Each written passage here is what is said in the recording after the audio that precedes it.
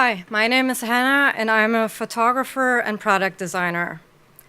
A couple of months ago, I walked through the Caspar David Friedrich exhibition at the Met, the first comprehensive exhibition on the German Romantic painter in the US. At the heart of the show hangs one of his most iconic works, Wanderer Above the Sea of Fog, painted in 1818.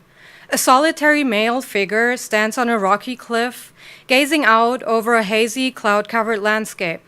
It's a prime example of Romanticism, the idea that nature holds deep emotional meaning and that human beings can find something spiritual within it.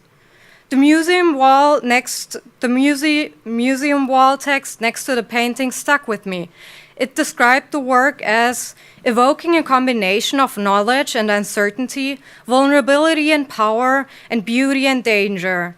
This painting has become an iconic portrayal of the complex experience the Romantics termed the sublime. One term stood out in particular, the sublime. Most of us have probably experienced it, maybe while standing at the edge of the Grand Canyon or looking at the night sky. It's that overwhelming sensation of awe mixed with fear. It makes us feel small and vulnerable, yet somehow elevated at the same time. But the sublime is more than just a feeling. The museum label hinted at something deeper, how the sublime is entangled with uncertainty, power dynamics, and danger. It's not just about admiring nature. It reflects how we relate to nature and often reveals the politics and anxieties of a particular moment.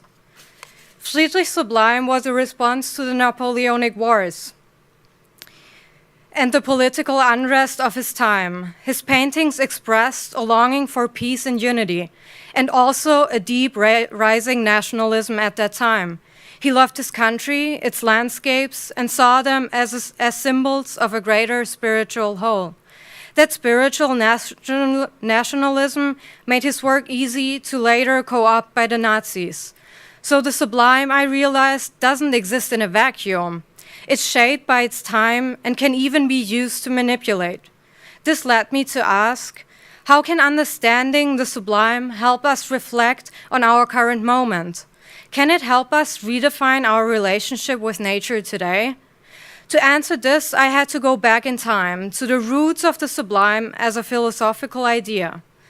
In the 18th century, Anglo-Irish conservative thinker Edmund Burke described the sublime as something we feel when confronted with immense, powerful, or dangerous things like storms, mountains, or even human emotion. He saw it as a way to restore authority in response to the chaos of the French Revolution, a return to order and tradition. Around the same time, German philosopher Immanuel Kant had a slightly different take. He wrote, "The sublime moves, the beautiful charms." For Kant, the sublime came from a confrontation with the limits of our senses, when nature feels too big or too overwhelming to grasp. But instead of making us feel small, it reminded us that our reason can transcend it. So even though nature might overpower us physically, our mind remains superior, at least according to Kant. But both these interpretations, I realized, are deeply patriarchal and eurocentric. They assume that the goal is to master, conquer, or transcend nature, rather than to coexist with it. This colonial idea carried into art. The 19th century Hudson River School portrayed vast American landscapes in dramatic, glowing light. Images that weren't just about beauty, but about the manifest destiny, the belief that American settlers were destined to conquer the land, no matter who was already living on it. Again, the sublime is not neutral. It reflects our desires for mastery, escape, and control, even if that means displacing others. Let's go back to Friedrich for a moment. In another of his paintings, The Sea of Ice, we see a very different kind of sublime. It shows a shattered ship crushed by sheets of Arctic ice. It's cold, chaotic, and brutal. Friedrich never visited the Arctic himself. Instead, he painted this as a response to a personal trauma, the death of his brother who drowned after falling through the ice as a child. The shipwreck isn't just about exploration gone wrong. It's about human fragility in the face of nature's indifference.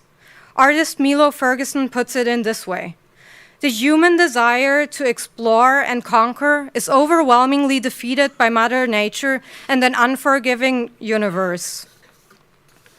Literature professor Benjamin Morgan calls this mode the Arctic Sublime, a term that gained popularity after the disappearance of British explorer John Franklin in 1845. As soon as man succeeded in subduing the polar regions, the sublime retreated again. These expeditions happened in step with the industrialization that slowly took over our cities and nature to cover them in black soot. At this point in my research, I realized the real protagonist wasn't the artist. It was the landscape itself. And the sublime was a way to trace how our relationship with nature has shifted over time. To engage with my protagonist, I took a research trip to Joshua Tree National Park in March. There, I found a landscape that didn't match Borg's fear or Kant's reason. The desert was still and quiet, yet it felt alive. It made me wonder, is there another kind of sublime, one not about power, but about vulnerability? I started to not only look into art, but into different mediums, embodying many different lenses to the sublime. Feminist scholar Barbara Claire Freeman offers a new perspective in her book, The Feminine Sublime. She writes, unlike the masculinist sublime that seeks to master, appropriate, or colonize the other, I propose that the politics of the feminine sublime involves taking up a position of respect in response to an incalculable otherness. In other words, the feminine sublime isn't about rising above nature. It's about meeting nature as an equal, even if we can't fully understand or control it. In her book, Freeman looks at literature that embodies the feminine sublime, like Mary Shelley's Frankenstein, which explores creation and loss through emotional and bodily vulnerability, or the fragmented, intimate language of Sappho, evoking awe without domination. But the sublime also appears in the medium of photography and cinema. In my search for sublime cinematography, one movie in particular caught my eye, Stalker, a 1979 Soviet science fiction film by Andrei Tarkovsky. The story follows a guide who leads two men into a mysterious post-industrial landscape called the Zone. Unlike Kant's idea of mastering the infinite through reason, Stalker shows a world where human logic breaks down and where survival means surrender, not control. The landscape in Stalker is alive, indifferent, and powerful. Compared to Friedrich's The Sea of Ice, it's not about one party dominating the other, but about being equal.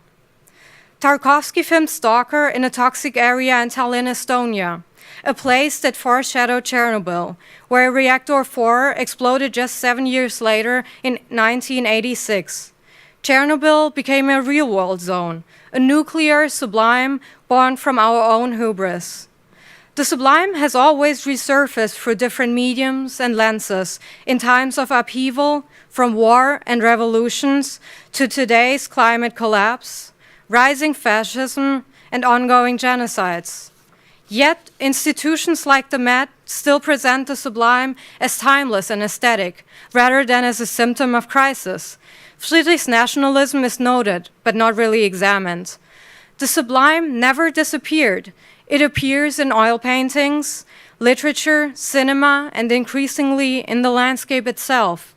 What Friedrich once captured in fog and ice, we now encounter in burning forests, rising waters, and collapsing ecosystems.